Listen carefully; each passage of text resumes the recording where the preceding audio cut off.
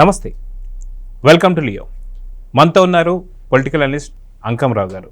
Sir నమస్తే. నమస్తే అండి. సార్, వైఎస్ జగన్మోహన్ రెడ్డి మాజీ ముఖ్యమంత్రి అని చెప్పి మర్చిపోయి ఒక రౌడీలాగా గూండాల్లాగా గుంటూరు నుంచి రెంటపాళ్ళ దాకా ఏదైతే వస్తూ వీరంగం చేస్తూ దాదాపు 2 మృతి చెందారో అది అందరికీ తెలిసిందే. ఒకళ్ళేమో వెహికల్ ఢీకొనింది, మరొకళ్ళు అక్కడ ఉన్నటువంటి ఒక తొక్కిస్లాట్లో చనిపోయారు. అక్కడికి వచ్చిన తర్వాత పోలీసులకు సంబంధించి విచక్షణ రహితంగా మాట్లాడడం కావచ్చు, ఇదంతా అయిపోయి ఇప్పుడు ప్రెస్ మీట్ పెట్టి తను మాట్లాడుతున్న మాటల్ని ఎలా చూడాలంటారు? మీరు ప్రారంభంలో చెప్పారు మాజీ ముఖ్యమంత్రి అని. ఆ విషయం మర్చిపోయినట్టున్నాడు ఆయన. మాజీ ప్రతిపక్ష నేత, మాజీ లోక్సభ సభ్యుడు, మాజీ ముఖ్యమంత్రి, ప్రస్తుతం శాసనసభ్యుడు. శాసనాలను తయారు చేసి శాసనకర్తలుగా ఉండవలసిన శాసనసభ్యుల స్థానంలో ఉండే అతను ఆ శాసనాలు తయారు చేసిన రాజ్యాంగానికి సంబంధించినటువంటి హక్కుల్ని కలరాస్తూ రాజ్యాంగాన్ని ధిక్కరిస్తూ ఈరోజు ప్రవర్తిస్తూ ఉన్నాడు. దీన్ని గమనించుకోవాలి ముందుగా మనం. ఇప్పుడు అతనికి 100 మంది అతనికి ఎవరైతే అతని వెంట ఉంటారో వాళ్ళు కాక 3 వాహనాల్లో 100 మంది దాకా అవకాశం ఉంది. అతను అక్కడికి వెళ్ళి పరామర్శించడానికి కానీ ఆ విగ్రహావిష్కరణ చేయడానికి కానీ అవకాశం ఉంది అతనికి. కానీ మీరు చెప్పినట్టు ఇంటికాడ నుంచి అన్ని వాహనాలలో ఒక యుద్ధ వాతావరణం తలపించే విధంగా, దాడికి ప్రయత్నిస్తున్న విధంగా అతను ఆ విధంగా రావటం అంటే నా అనుమానం ఏంటంటే ఇప్పటి వరకు అతనిలో రాజకీయ నాయకుడిని చూశారు ఆంధ్ర రాష్ట్ర ప్రజలు. గత చరిత్ర మర్చిపోయారు, రాజకీయ నాయకుడిని చూశారు. ఇప్పుడు అతనిలోని ముఠా నాయకుడిని చూస్తున్నారని చెప్పైతే నాకు అనిపిస్తూ ఉంది. రాజకీయ నాయకుడు కానీ, రాజకీయం చేయాలనుకున్న వాడు కానీ, ఒక రాజకీయ పార్టీకి అధిపతి కానీ ఎవరు కూడా ఇలాంటి కార్యక్రమాలు చేపట్టరు, ఇలా చేయరు. ఈరోజు అతను అలా చేస్తున్నాడు అంటే నా అనుమానం ప్రకారం తిరిగి మళ్ళీ అతనిలో ముఠా నాయకుడు బయటకు వచ్చాడని చెప్పి అయితే నేను భావిస్తున్నాను. అయితే నిన్న చూసుకుంటే ఏదైతే ర్యాలీకి సంబంధించి అక్కడ అంబటి రాంబాబును కూడా కొంత ఆపోజిట్, ఎందుకంటే కొంత యాక్సిడెంట్ జరిగింది, ఆగండి అన్న తర్వాత ఆ ఉన్నటువంటి బ్యారికేడ్ని ఎత్తేస్తూ పోలీసుల పైన దౌర్జన్యం చేస్తూ వెళ్ళడానికి కూడా మనం చూసాం. సో ఇలాంటి రెచ్చిపోతున్నటువంటి ఒక నాయకులందరినీ కూడా రెచ్చగొట్టడాన్ని కూడా ఎలా చూడాలంటారు? ఇప్పుడు అదే నేను చెప్పాను, అందుకే ముఠా నాయకులు ఏం చేస్తారు అంటే ఎప్పుడు వాళ్ళ గొడవలు కావాలి. వాళ్ళ ఉన్న ప్రాంతంలో అభివృద్ధి జరగకూడదు. అభివృద్ధి జరిగి వాళ్ళ కాళ్ళ మీద వాళ్ళు నిలబడి వాళ్ళు చదువుకొని ఉన్నత ఉద్యోగాలు చేస్తూ వ్యవసాయంలో కావచ్చు, వ్యాపారాల్లో కావచ్చు, ఉద్యోగ రంగాల్లో కావచ్చు వాళ్ళు రాణిస్తుంటే వీళ్ళు చేసే అకృత్యాలు వాళ్ళకి తెలుస్తూ ఉంటాయి. వీళ్ళ మాట వినరు కాబట్టి ఎప్పుడు కూడా అరాచకమే కావాలి వాళ్ళకి. తిరిగి అదే పందా ఈరోజు రాష్ట్రం 5 సంవత్సరాలు సంకనాగిపోయింది. 5 సంవత్సరాల్లో 30 సంవత్సరాల దాకా వెనుకబడిపోయింది. తిరిగి మళ్ళీ దాన్ని గాడిపెట్టే క్రమంలో ఈ కూటమి ప్రభుత్వం చంద్రబాబు నాయుడు గారి సారథ్యంలో కేంద్రం సహాయ సహకారాలతోటి ముందుకెళ్లే క్రమంలో ఏదో విధంగా ఏదో ఒక అలజడి సృష్టించేసి, అరాచకాన్ని సృష్టించేసి, పెట్టుబడులు రాకుండా చేసి, వ్యాపారస్తులను రానీయకుండా చూసి, కేంద్రం నుంచి సహాయం అందకుండా చేసి, మళ్ళీ రాష్ట్రం అప్పుల పాలు చేసి, అధోగతి పాలు చేసి, రహదారులు బాగుండా ఉండకుండా చేసేసి, నీటిపారుదల రంగాలు అభివృద్ధి చెందకుండా చేయాలనే తలంపుతోటి అతను చేస్తున్నటువంటి వికృత రాజకీయ క్రీడ అంటాను నేను. వికృత రాజకీయ క్రీడ ఇలాంటివి ఎలా చేస్తారు? గతంలో మనకి చరిత్రలో చదువుకున్నాం. ఋషులు యాగాలు చేస్తూ ఉంటే రాక్షసులు దాంట్లో రక్తం మాంసాలు పోసి యాగాలని విఘ్నం చేయాలని చెప్పని ప్రయత్నం చేసేవాళ్ళని చెప్పని. మరి ఈరోజు ఇలా చేసే పనులకి మనం ఏ విధంగా మాట్లాడాలో కూడా అర్థం కాదు. కాకపోతే ఇక్కడ మనం అర్థం చేసుకోవాల్సింది ఏంటంటే నిన్న చనిపోయిన వ్యక్తి ఎవరు? ఆ నాగమల్లేశ్వరరావు అనే కుర్రవాడు. ఆయన మీద 2010లో అభియోగం ఉంది, 2022లో అభియోగం ఉంది. అవి 2 పర్యాయాలు కూడా ఒకసారి కాంగ్రెస్ ప్రభుత్వం ఉంది, ఒకసారి వైఎస్ఆర్సీపీ ప్రభుత్వం ఉంది. తెలుగుదేశం ప్రభుత్వం అయితే చేయలేదు కదా. తెలుగుదేశం ప్రభుత్వం అతని మీద అభియోగాలు అయితే మోపలేదు కదా. అయినా సరే అతను చనిపోయింది జూన్ 9, 2024. ఈ కూటమి ప్రభుత్వం అధికారంలోకి వచ్చింది జూన్ 12. అతను అదుపులో తీసుకుంది జూన్ 4. జూన్ 4 ఎన్నికల ఫలితాలు ప్రకటిస్తున్న సందర్భంగా. అంటే ఇలాంటి హడావుళ్ళు జరిగే ఎన్నికల అప్పుడు కావచ్చు, లేకపోతే ఫలితాలు అప్పుడు కావచ్చు, ఇలాంటి వ్యక్తులు బయట ప్రపంచంలో ఉంటే అరాచకం సృష్టిస్తారు కాబట్టి, దౌర్జన్యం చేస్తారు కాబట్టి ముందస్తు చర్యల్లో భాగంగా ఇలాంటి వాళ్ళని అదుపులో తీసుకోవడం అనేది సర్వసాధారణమైన విషయం. మరి అప్పటికి ఆపద్ధర్మ ముఖ్యమంత్రి ఎవరు? 4వ తారీఖు దాకా నువ్వేగా ముఖ్యమంత్రివి. ఫలితాలు వచ్చేంత వరకు నువ్వే ముఖ్యమంత్రివి. ఫలితాలు వచ్చిన తర్వాత కూడా నువ్వు ఆపద్ధర్మ ముఖ్యమంత్రిగా కొనసాగావు 12వ తారీఖు వరకు. అంటే అప్పుడు ఎవరున్నారు? చంద్రబాబు నాయుడు గారు ఉన్నారా? ఈ విషయం నీకు రాసిచ్చిన వాళ్ళకి తెలియకపోయినా నువ్వైనా చెప్పే విధానంలో మార్పు ఉండాలిగా జగన్మోహన్ రెడ్డి గారు. ఒకసారి ఆలోచించుకోవాలి కదా. నువ్వు ముఖ్యమంత్రిగా ఉన్న సమయంలో అతను చనిపోతే, అతను కారాగారంలో ఉంటే నెపం చంద్రబాబు నాయుడు గారి మీద ఇస్తున్నావు అంటే మళ్ళీ అతని కులం ఆపాదించి ఆ కులం వాళ్ళందరినీ చంద్రబాబు నాయుడు గారు ఇబ్బంది పెడుతున్నారని చెప్పని నువ్వు మాట్లాడుతున్నావు అంటే ఒక్కసారి వెనక్కి తిరిగి గతాన్ని గుర్తు చేసుకో. ఏబి వెంకటేశ్వరరావు గారు దే కులం. ఏబి వెంకటేశ్వరరావు గారు నువ్వు మే 30వ తారీఖు 2019 నువ్వు అధికారాన్ని చేపడితే, ఆ రోజు ప్రమాణ స్వీకారం చేస్తే 31వ తారీఖు నాడు ఆయన విధుల నుంచి తొలగించావు. ఆయన దే కులం. ఎన్వి రమణ గారు భారతదేశంలో అత్యున్నతమైనటువంటి సర్వోన్నత న్యాయస్థానంలో ఆయన నియమితులు కాబోతూ ఉంటే ఆయన్ని అడ్డుకోవాలని చెప్పని నువ్వు కనీసం నీ బాధ్యతను మర్చిపోయి, ముఖ్యమంత్రి అనే విషయాన్ని మర్చిపోయి నువ్వు బహిరంగ లేఖ రాశావే, ఆయనది ఏ కులం? నిమ్మగడ్డ రమేష్ గారు ఎన్నికల నిర్వహణలో చిత్తశుద్ధిగా పనిచేసే వ్యక్తి, ఆయనదే కులం. కులాన్ని ఆపాదించి నువ్వు ఆ రోజు మాట్లాడావే. ఈ కులాన్ని అడ్డం పెట్టుకొని మిగిలిన కులాలను రెచ్చగొట్టి ఆ రోజు ఎన్నికల ముందు 37 మంది డిఎస్పీలు నియమిస్తే 33 మంది కమ్మవారని చెప్పని నిస్సిగ్గుగా ఢిల్లీలో నువ్వు అబద్ధం ఆడావే. ఈ కమ్మ కులస్తులు అని చెప్పని ఎంతమంది ఉన్నారో నీ హోంమంత్రి గారు చెప్పారు కదా, శాసనసభ సాక్షిగా సుచరిత గారు. ఇవన్నీ చేసింది ఎవరు? ఆంధ్ర రాష్ట్రంలో కమ్మ కులం అనేది ఉండకూడదని, వాడు వ్యాపారాలు చేయకూడదని, వ్యవసాయం చేయకూడదని, అసలు తిరగటానికే ఉండకూడదని చెప్పి నువ్వు చేసిన కార్యక్రమాలు ఒకటా రెండా? ఎన్నని చెప్పుకోవాలి? ఎంతమందిని వేధించావు, ఎంతమందిని ఇబ్బంది పెట్టావు, ఎంతమందిని కారాగారంలో పెట్టావు? ఏమన్నా సాధించావా? ఒక్కళ్ళ మీదైనా నేరాన్ని చూపించావా నువ్వు? ఒక్కళ్ళ మీదైనా సరే నువ్వు చింతమనేని ప్రభాకర్ గారు కావచ్చు, లేకపోతే పట్టాభి గారు కావచ్చు, దేవినేని ఉమామహేశ్వరరావు గారు కావచ్చు, ఇక్కడికి వచ్చేకి ధూళిపాళ నరేంద్ర కుమార్ గారు కావచ్చు, ఎవరినైనా ఒక్కళ్ళ మీదైనా నువ్వు పెట్టిన అభియోగాలకు సంబంధించి చివరికి నారా చంద్రబాబు నాయుడు గారు కావచ్చు, నారా లోకేష్ గారు కావచ్చు, వీళ్ళ మీద ఎప్పుడు పెట్టిన ఒక్క అభియోగానైనా నువ్వు చూపించావా? ఆంధ్ర రాష్ట్ర చరిత్రలో ఉభయ రాష్ట్రాల నుంచి కూడా మంత్రివర్గంలో కమ్మ కులస్తుడికి లేకుండా నీ మంత్రివర్గంలో ఉంది తప్ప ఎప్పుడైనా చేసావా? ఇప్పుడు ఈ కులం మీద తెగ ప్రేమ కారిపోతున్నట్టు చంద్రబాబు నాయుడు గారు ఏదో ఈ కులం వాళ్ళని వేధిస్తున్నట్టు, నేరస్తులు ఏ కులంలో ఉండా కూడా నేరస్తులే, అది మర్చిపోతున్నావు. నువ్వు నేరస్తులను మాత్రమే సమర్థిస్తావు కాబట్టి నువ్వు ఈ విధంగా మాట్లాడుతున్నావు. వాళ్ళ మీద అభియోగాలు ఉన్నాయి, విచారణ ఎదుర్కొంటున్నారు. విచారణలో నిర్దోషులుగా తేరినప్పుడు మాట్లాడు, తప్పుడని చెప్పని. ఎందుకు పారిపోతున్నారు? ఎందుకు ముఖం చాటేస్తున్నారు?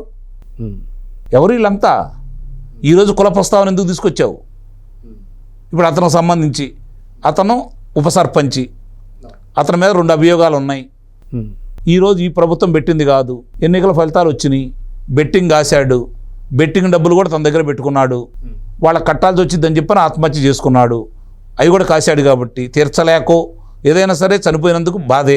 ఒక మనిషి చనిపోవడం అనేది, బలవన్మరణ పొందడం అనేది బాధాకరమైన విషయమే. కానీ అందుకు ఏ పరిస్థితులు ప్రేరేపించాయి?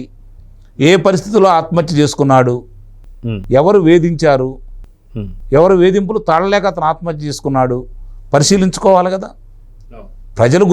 ప్రజలకు తెలుస్తుంది, ప్రసార మాధ్యమాలకు తెలుస్తుంది, పత్రికా వాళ్ళకు తెలుస్తుంది. నీకు తెలియలేదంటే విచిత్రంగా ఉంది. అయితే వ్యక్తుల మీదే కాకుండా అప్పుడు వచ్చినటువంటి కరోనాని కూడా కమరోనా అని, అమరావతిని కూడా అమరావతి అన్నాడు. చివరికి కరోనా కనిపెట్టిన మందును కూడా ఆయన భారత బయోటెక్ వాళ్ళని కమ్మ వాళ్ళ కింద జమ కట్టేసి ఏ విధంగా మాట్లాడేలో చూస్తూనే ఉన్నాం కదా. కోసాని కృష్ణమౌళి గారితో నంది అవార్డులను కూడా కమ్మ అవార్డులను కూడా మాట్లాడిచ్చారు. ఇప్పుడు ఇక్కడ ఏందంటే ఒక రకమైనటువంటి, అంటే వాళ్ళు ఓడిపోయే తల్లి తట్టుకోలేకపోతున్నారు. దానికి తోడు ఈ కూటమి ప్రభుత్వం కూడా అతని గురించి పట్టించుకోకూడదనే నిర్ణయానికి వచ్చింది కాబట్టి ఇంకా అతను ప్రశాంతంగా తిరుగుతున్నాడని అయితే నేను భావిస్తున్నా. ఎందుకంటే ఇంకా 4 సంవత్సరాల సమయం ఉంది. ఈలోపు అధోగతి పాలైన ఆంధ్ర రాష్ట్రాన్ని గాడిలో పెట్టాలనే బాధ్యతను భుజానెత్తుకున్నటువంటి చంద్రబాబు నాయుడు గారు ఇతనిని వీరంగాలు వేసినా, ఎంత విధ్వంసం సృష్టించాలని ప్రయత్నం చేసినా సమన్వయంతో ఆయన ముందుకెళ్తున్నాడు. ఆయన సహనాన్ని కూడా పరీక్ష చేస్తున్నాడు. ఈయన కావాలని రెచ్చగొడుతున్నాడు. ఆయన మేరు శిఖరం. ఈయన ఎంత రెచ్చగొట్టినా కూడా రెచ్చిపోయే మనిషి అయితే కాదు ఆయన. ఇప్పుడు నువ్వేం సాధించావు? ఏబి వెంకటేశ్వరరావు గారిని విధుల నుంచి తప్పించావు. ఆయన న్యాయస్థానానికి వెళ్ళి తన నిర్దోషత్వాన్ని నిరూపించుకొని సగర్వంగా మళ్ళీ కాకి లాగు వేసుకొని ఆయన పదవీ విరమణ చేశాడు. నీ మీద గెలిచాడు. అవును. ఏం సాధించావు నువ్వు ఏదో చేద్దాం అనుకున్నావు, ఏమీ చేయలేకపోయావు, అది నీకు తెలుసు. ఈ రాష్ట్రంలో భయభ్రాంతులను గురి చేయాలనుకున్నావు, బెదిరిపోలేదు. అరాచకాన్ని సృష్టించాలనుకున్నావు, ప్రజలు మేల్కొన్నారు, నిన్ను ఇంటికి సాగనంపారు. ఇంకా ఏదో భ్రమలో నువ్వు ఉన్నావు. నీ ఎంట నడిచేవాళ్ళు ఎవరు ఈరోజు? ఆ గాంజా బ్యాచ్, ఆ నిషేధ మార్గ ద్రవ్యాలు సేవించేవాళ్ళు వాళ్లే కదా, బెట్టింగ్ బ్యాచ్లు వాళ్లే కదా. ఇంకా ఎవరు నీ ఎమ్మట నిలబట్టలేదు కదా, ప్రజలు కూడా గమనిస్తున్నారు కదా. నిస్సందేహంగా రేపు పొద్దున ఈ 3 సంవత్సరాల తర్వాత పరిస్థితులు ఎలా ఉంటాయో, ఈలోపు అసలు నీ పార్టీ ఉంటుందా లేదా, నువ్వు బయట ఉంటావా కారాగారంలో ఉంటావా, నీ వాళ్ళని ఒకళ్ళు చెప్పను, నువ్వు చెప్పు పోని. నీ సజ్జల రామకృష్ణారెడ్డి చెబుతున్నాడు కదా, మమ్మల్ని ఎప్పుడైనా లోనేయచ్చు 2-3 సంవత్సరాలు 2-3 నెలల లోపు అని చెప్పని. చెవిరెడ్డి భాస్కర్ రెడ్డి ఏంటి, చెవిరెడ్డి మోహిత్ రెడ్డి ఏంటి, పెద్దిరెడ్డి రామచంద్రారెడ్డి ఏంటి, పెద్దిరెడ్డి మిథున్ రెడ్డి ఏంటి, కరుణాకర్ రెడ్డి ఏంటి, కరుణాకర్ రెడ్డి కుమారుడు ఏంటి, ఈరోజు సజ్జల రామకృష్ణారెడ్డి ఏంటి, రామకృష్ణారెడ్డి కొడుకు ఏంటి. ఇన్ని విషయాలు బయటకు వస్తూ ఉంటే, ఇంతమంది మీద అభియోగాలు మోపుతూ ఉంటే, నీ పార్టీలో పనిచేసి మంత్రులుగా చేసి నీ దగ్గర ఉన్న వ్యక్తుల మీద ఇంత వస్తూ ఉంటే కాకాని గోవర్ధన్ రెడ్డి పరిస్థితి ఏంటి? వీళ్ళందరినీ చూసుకుంటా ఉంటే ఒక్కొక్క అభియోగాలన్నీ బయటకు వచ్చేసి వాళ్ళ విషయాలన్నీ స్పష్టంగా న్యాయస్థానం ముందు సిట్టు వాళ్ళు ఈరోజు విదేశాలకు పారిపోతున్న వాళ్ళందరినీ అదుపులో తీసుకొచ్చి కూర్చోబెడతా ఉన్నారు. ఇవన్నీ చేస్తూ ఉన్నారు. నీ ప్రభుత్వంలో చేసిన వాళ్ళే కదా వీళ్ళంతా. నువ్వు ఆ ప్రభుత్వంలో చేసిన వాళ్ళందరం బయటికి తీయాలని ప్రయత్నం చేశావు. ఒక్కళ్ళ మీద అయినా సరే సాక్ష్యాధారాలతో నువ్వు ఆధారాలు చూపించావా? ఈరోజు ఇన్ని ఆధారాలు చూపించి ప్రశ్న అడుగుతూ ఉన్నారు. దీనికి నీ దగ్గర ఉన్నటువంటి సమాధానం ఏంటి? ఇదే కదా, ఎదురుదాడి చేయటమే కదా. అయితే నిన్నటి ఏదైతే పరామర్శ కావచ్చు, దాంట్లో ఇద్దరు బలిగొండం కావచ్చు, ఇవన్నీ కూడా చూసాం. అంత ఇద్దరిని బలిగొన్న తర్వాత కూడా ఈరోజు మళ్ళీ ప్రెస్ మీట్ పెట్టి మళ్ళీ అదే మాటలు మాట్లాడుతూ భాస్కర్ రెడ్డి ఏదైతే ఉన్నారో, చెవిరెడ్డి భాస్కర్ రెడ్డి చాలా మంచోడని చెప్పి అనవసరంగా వాళ్ళ గన్మెన్లు తీసుకెళ్ళిపోయి అబద్ధ సాక్ష్యాలు చెప్పిస్తున్నాడని చెప్పి, అది కాకుండా ఆంధ్రప్రదేశ్ని నక్సల్స్గా తయారు చేయబోతున్నారు, ఖచ్చితంగా ఇలాంటి ఇబ్బందులు పెట్టడం వల్లే నక్సల్స్ తయారవుతారు, బీహార్ కన్నా ఘోరంగా తయారు చేస్తారని మాట్లాడుతున్నారు. దీన్ని ఎలా చూడాలంటే, ఇప్పుడు చెవిరెడ్డి భాస్కర్ రెడ్డి మంచాడా, జగన్మోహన్ రెడ్డి మంచాడా, ఇవి చెప్పాల్సింది న్యాయస్థానాలు. ఆధారాలు సేకరించాల్సిన బాధ్యత విచారణ సంస్థలది. వాళ్ళు సమర్థవంతంగా దాన్ని విచారణ చేస్తున్నారు, ముందుకు తీసుకెళ్తా ఉన్నారు. ఈరోజు ఇద్దరు చనిపోవడానికి కారణం నువ్వు అయ్యావు. ఈ విషయంలో నువ్వెంత తప్పు చేశావో అధికారులు కూడా అంతే తప్పు చేశారని అయితే నేను భావిస్తున్నా. నియంత్రించలేకపోవడం కూడా వాళ్ళ తప్పే, అనుమానమే లేదు దాంట్లో. నీకు 100 మందికి మాత్రమే అవకాశం ఇచ్చి నీ వాహనాలు గాక, నీ పరివారం గాక 3 వాహనాలకే అనుమతి ఇచ్చినప్పుడు నీ ఇంటికాడే వాళ్ళు అదుపాజ్ఞలు చేయాలి. అంబటి రాంబాబు లాంటి వ్యక్తి ఆ విధంగా వీరంగం చేస్తుంటే అదుపాజ్ఞలు చేయాలి. సత్తెనపల్లిలో అలాంటి సైర విహారం చేస్తూ సైలెన్సర్లు తీసేసి వాళ్ళు ఇష్టం వచ్చినట్టు వాహనాలు నడిపినప్పుడే అదుపులో చేయాలి. ఆ విషయంలో గొడవలు ఎందుకు అనే ఉద్దేశంతో చంద్రబాబు నాయుడు గారు కొన్ని విషయాలు దుందుడు వ్యవహారం వ్యవహరించొద్దని చెప్పని పోలీసుల చేతికి వాళ్ళకి విస్తృతమైన అధికారాలు ఇవ్వకుండా వాళ్ళని అదుపాజ్ఞలో పెట్టినందువల్ల ఇప్పటి వరకు ఇతని ఇలాంటి కార్యక్రమాలు ఇది 4వసారి ఇలా చేయటం. సావుకి కారణమైతే కనీసం వాళ్ళని సావు బతుకుల్లో ఉంటే వాళ్ళని వైద్యశాలకు తీసుకెళ్లాలనే కనీస జ్ఞానం కూడా లేకుండా పోయింది కదా. ఇప్పుడు మొన్న కందుకూరులో జరిగింది ఎన్నికలప్పుడు, చంద్రబాబు నాయుడు గారు ఆ రోజు ప్రసంగించేటప్పుడు అంతమంది చనిపోయారు. ఆయన ఆపేశాడు కదా ప్రసంగాన్ని, వాళ్ళతో పాటు ఆసుపత్రులకు వెళ్ళాడు కదా, వెళ్ళి వాళ్ళని పరామర్శించాడు కదా, వాళ్ళ కుటుంబాలను పరామర్శించాడు కదా. ఒక్కొక్క వ్యక్తికి దహన సంస్కారాలప్పుడు ఒక్కొక్క శాసనసభ్యుడిని నియమించాడు కదా, అక్కడ వాళ్ళకి ఆర్థిక సహాయం అందజేశాడు కదా. మరి ఏంటయ్యా నువ్వు చేసింది? ఏం చేసావు నువ్వు? చంద్రబాబు నాయుడు గారితో నువ్వు ఎందుకు పోల్చుకుంటావు? ఆయన శిఖరం, ఆయన దరిదాపుల్లో కూడా నువ్వు వెళ్ళలేవు. ఈయన ఏమనుకుంటున్నా అంటే చంద్రబాబు నాయుడు గారు తన స్థానానికి దించాలని ప్రయత్నం చేస్తున్నాడు. చంద్రబాబు నాయుడు గారు ఇంకా 4 సంవత్సరాల సమయం ఉంది కదా, ఎవరి వాళ్ళకి ఎలా కీలేరికి వాత పెట్టాలని ఆయన ఆలోచిస్తున్నాడు. కానీ ప్రజలు దాన్ని జీర్ణించుకోలేకపోతున్నారు. ఇది కూడా కూటమి ప్రభుత్వం గమనించుకోవాలి. ఈరోజు అతనికి ఇచ్చిన స్వేచ్ఛను దుర్వినియోగం చేస్తున్నాడు. దీన్ని ఇప్పుడు సిబిఐ వాళ్ళు పట్టించుకోవాలా, సుమోటోగా స్వీకరించాలా, న్యాయస్థానాలు కూడా ఇతని కార్యక్రమాలు కనీసం ప్రభుత్వం పట్టించుకోకపోతే వాళ్ళైనా పట్టించుకొని ఇతని మీద తగు చర్యలు తీసుకోవాలి. అతను ఏ ఒప్పందం నుండి బయటకు వచ్చాడు? ఎవరిని ఇబ్బంది పెట్టను, ఎవరిని బెదిరించను, ఎవరిని ప్రలోభ పెట్టనని కదా అతనికి వెలుసుబాటు వచ్చింది. మరి ఈరోజు ఎవరైతే కాకి దుస్తుల్లో ఉండి వాళ్ళ పనులు వాళ్ళు చేసుకుంటున్నారో వాళ్ళని పేరు పెట్టి మిమ్మల్ని 7 సముద్రాల అవతల ఉండాలని నేను తీసుకొస్తానని కానీ, లేకపోతే మీ అంతు చూస్తానని కానీ, 3 సంవత్సరాల తర్వాత మేము అధికారంలో వస్తామని కానీ, ఈ విధంగా బెదిరిస్తున్నాడంటే ఇది బెదిరింపే కదా, ఖచ్చితంగా. ఆ ఒక్క మాట చాలు కదా. అవును. మరి ఎందుకు ఈ ప్రభుత్వం కూడా అదే కొంత ఉదాసీనంగా ఉండటం ఏంటి అనేది చాలా మందిలో మొదలు మెదులుతున్నటువంటి ప్రశ్న. నాకు తెలిసినంత వరకు నా పరిశోధనలో అంటే నాకు సమాచారం ఇచ్చే వాళ్ళ ప్రకారం చూసుకుంటా ఉంటే ఇలాంటి వ్యక్తి రాష్ట్రంలో తిరగటమే మంచిదని చెప్పి వాళ్ళు భావిస్తున్నట్టున్నారు. అంటే ఎవరి గుణం ఎలాంటిది అన్ని ప్రజలకు తెలుస్తుంది. అతనికి ఓట్లు వేసిన వాళ్ళు ఒక్కొక్కడు కానీ ఉన్మాదులను తయారు చేస్తున్నాడు, అది గమనించుకోవాలి.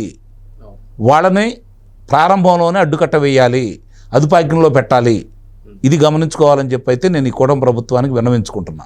సో చూద్దాం సార్, ఖచ్చితంగా శాంతి భద్రత లోపించేలాగా చేస్తున్నటువంటి జగన్ ఇకపైన ఇలాంటి మానుకోవాలని అయితే కోరుకుందాం. నమస్తే.